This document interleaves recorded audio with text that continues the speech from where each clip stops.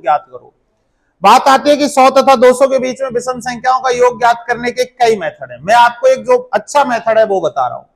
मैं आपसे क्या बता रहा हूं, मैंने आपको अगर याद हो तो एक फॉर्मूला बताया था, लगातार विषम संख्याओं का योग। लगातार विषम संख्याओं का योग के लिए मैंने आपको एक फॉर्मूला बताया था और वो बताया था x का स्क्वायर। अब मैं यहां पर क्या करूं, लगातार तो है ये, पर ये 100 से लगातार है, तो मैं इसको क्या कर सकता हूं, आपके लिए जो फॉर्मूला है हमारा वो क्या है, एक्स स्क्वायर।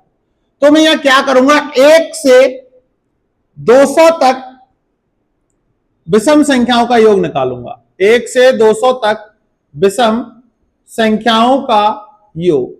1 से 200 तक विषम संख्याओं का योग में अगर आपको निकाल रहा हूं तो सबसे पहले मुझे 1 से 200 तक विषम संख्याएं पता होनी चाहिए। तो 1 से 200 तक विषम संख्याएं होती हैं आधी, तो 200 बटे 2 यानी कि आपकी विषम संख्याएं जो निकल के आई वो कितनी निकल के आई, 100।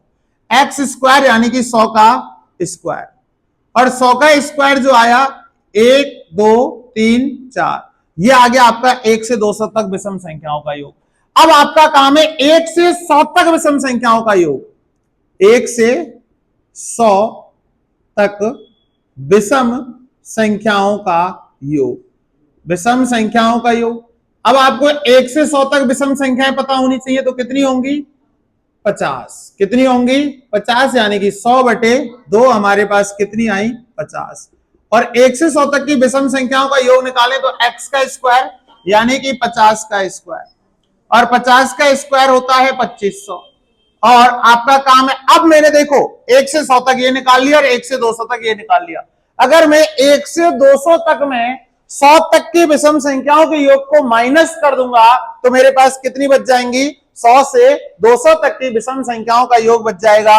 तो मैं क्या करूंगा, 10,000 माइनस 2500, तो जो मेरा आंसर आएगा वो कितना आएगा, 7500। इस प्रकार के क्वेश्चन को आपको ऐसे सॉल्व करना है। एक जो तरीका